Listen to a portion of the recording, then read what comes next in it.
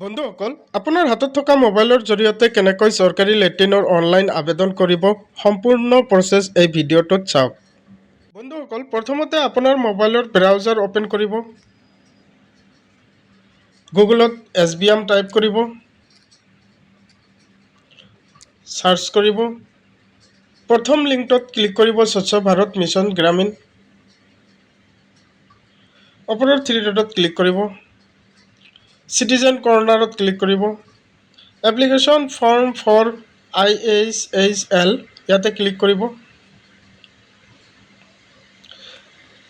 আপোনাৰ মোবাইল নম্বৰটো এণ্টাৰ কৰিব।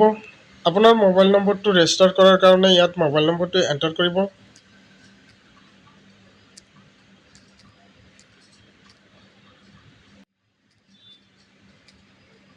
চেণ্ড OTPত ক্লিক কৰিব। OTPটো OTPত এণ্টাৰ কৰিব।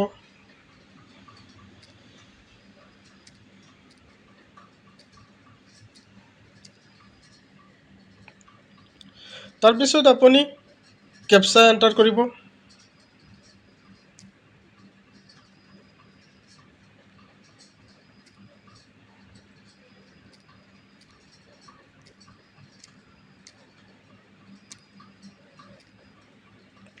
কেপচা এণ্টাৰ কৰাৰ পিছত আপুনি চাইন ইনত ক্লিক কৰিব।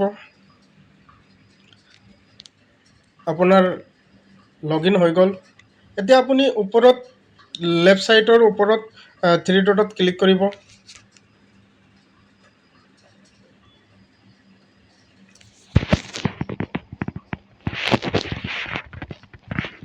থ্ৰী ডটত ক্লিক কৰাৰ পিছত আপুনি নিউ এপ্লিকেশ্যনত ক্লিক কৰিব।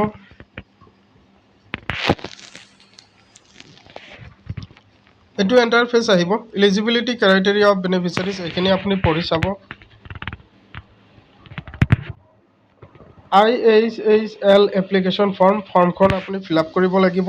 প্ৰথমতে ষ্টেট ছিলেক্ট কৰিব। ষ্টেট আগৰে পৰাই ছিলেক্ট কৰা আছে, গতিকে আপুনি ষ্টেটটো ছিলেক্ট কৰি দিব, আপোনাৰ যিটো ষ্টেট হয়। ডিষ্ট্ৰিক্ট নেম, আপোনাৰ ডিষ্ট্ৰিক্ট নেমটো ছিলেক্ট কৰিব। ব্লক নেম, আপোনাৰ যিটো ব্লক হয় সেইটো ছিলেক্ট কৰিব। পঞ্চায়ত নেম, আপোনাৰ গাঁও পঞ্চায়ত যিটো হয় সেইটো ছিলেক্ট কৰিব। ভিলেজ নেম, আপুনি য'ত থাকে সেইটো ছিলেক্ট কৰিব। হেবিটেশ্যন নেম, আপোনাৰ ভিলেজটোত যদি অন্য কোনো নামেৰে নামকৰণ কৰা আছে তেন্তে সেইটো ছিলেক্ট কৰিব। Section B, toilet owners particular.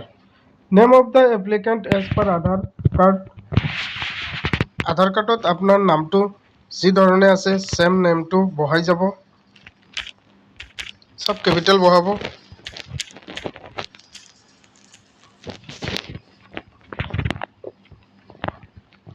তাৰ তলত চাওক আধাৰ কাৰ্ড নম্বৰ, আপুনি ইয়াত আধাৰ কাৰ্ড নম্বৰটো এণ্টাৰ কৰিব।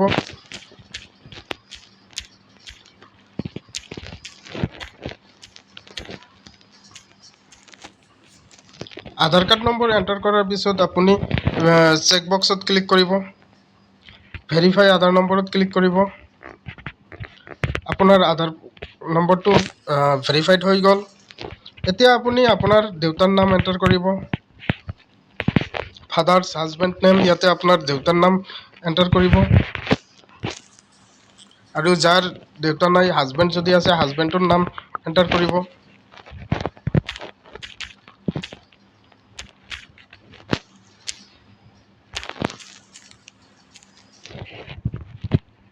জেণ্ডাৰত ক্লিক কৰিব।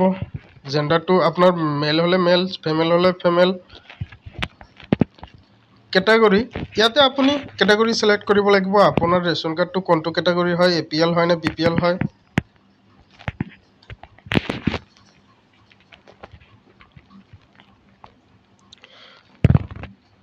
আপোনাৰ চাব কেটেগৰী ছিলেক্ট কৰিব। চাব কেটেগৰীত চাওক SC ST PH, small and marginal farmers, landless with home state, women headed HH, চাওক SC শিডিউল কাষ্ট, এইটো আপোনাৰ যদি শিডিউল কাষ্টৰ হয় শিডিউল কাষ্ট চিলেক্ট কৰিব, ST হ'লে ST চিলেক্ট কৰিব, PH ফিজিকেল হেণ্ডিকেপ্ট এইটো যদি হয় আপুনি এইটো চিলেক্ট কৰিব, স্মল এণ্ড মাৰ্জিনেল ফাৰ্মাৰ্ছ আপুনি যদি সৰু ফাৰ্মাৰ হয় আপুনি ফাৰ্মাৰ হ'লে এইটো চিলেক্ট কৰিব, লেণ্ডলেছ উইথ হোমষ্টেড আপোনাৰ ঘৰৰ মাটি নাই যদি নাথাকে সেইটো আপুনি ইয়াতে চিলেক্ট কৰিব, আপুনি যদি লেণ্ডলেছ হয় তেতিয়াহ'লে এইটো চিলেক্ট কৰিব, উমেন হেডেড HH আপুনি যদি আপোনাৰ পৰিয়ালত যদি উমেন হেড হয় তেতিয়াহ'লে তলৰটো একেবাৰে তলৰটো চিলেক্ট কৰিব। তাৰপিছত চাওক মোবাইল নম্বৰ, আপোনাৰ যিটো মোবাইল নম্বৰ আছে সেইটো চিলেক্ট কৰিব।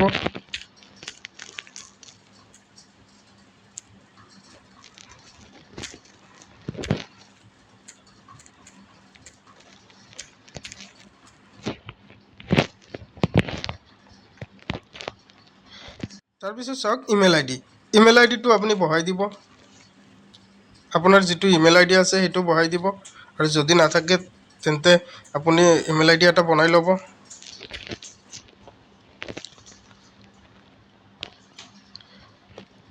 এড্ৰেছ, ফুল এড্ৰেছ আপুনি ইয়াতে বহাই দিব।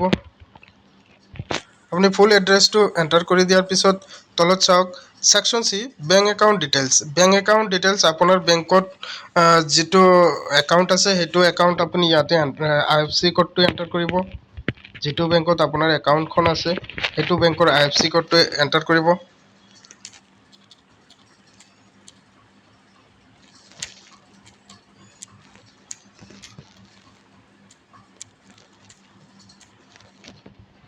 আপুনি IFSC কোডটো এণ্টাৰ কৰাৰ লগে লগে ইয়াতে চাওক নেম অফ দ্য বেংক, ইয়াতে আপোনাৰ বেংক নেম অট'মেটিকেলি আহি গ'ল, তাৰপিছত branch of the bank, branch নেমো আহি গ'ল, ব্ৰাঞ্চ এড্ৰেছো আহি গ'ল, তাৰপিছত বেংক ষ্টেট এইটো আহি গ'ল, আপোনাৰ এইটো কৰিব নালাগে, বেংক ডিষ্ট্ৰিক্ট এইটো একো কৰিব নালাগে, আপুনি জাষ্ট একাউণ্ট নম্বৰটো ইয়াতে এণ্টাৰ কৰি দিব।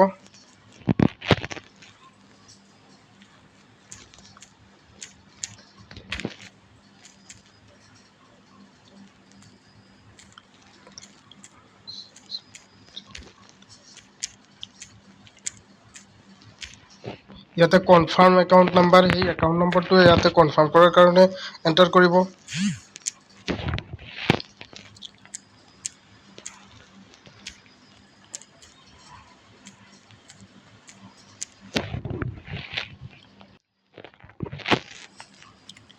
একাউণ্ট নম্বৰটো এণ্টাৰ কৰাৰ পিছত আপুনি আপোনাৰ একাউণ্টৰ পাছবুকৰ প্ৰথম পেজটো ইয়াতে আপলোড কৰিব লাগিব, আৰু PDF JPG বা JPG PNG এইটো ফৰ্মেটত হ'ব লাগিব, 200 KB ভিতৰত হ'ব লাগিব। গতিকে আপুনি চুজ ফাইলত ক্লিক কৰি আপুনি আপোনাৰ যিটো ফাইল আছে য'ত আছে সেই তাতে চিলেক্ট কৰি পেলাই আপুনি আপলোড কৰি দিব। আপলোড কৰি দিয়াৰ পিছত আপুনি এপ্লাইত বটনত ক্লিক কৰিব, আপোনাৰ তাৰপিছত ছাবমিট কৰি দিব, আপোনাৰ ছাবমিট কমপ্লিটেড হৈ গ'ল।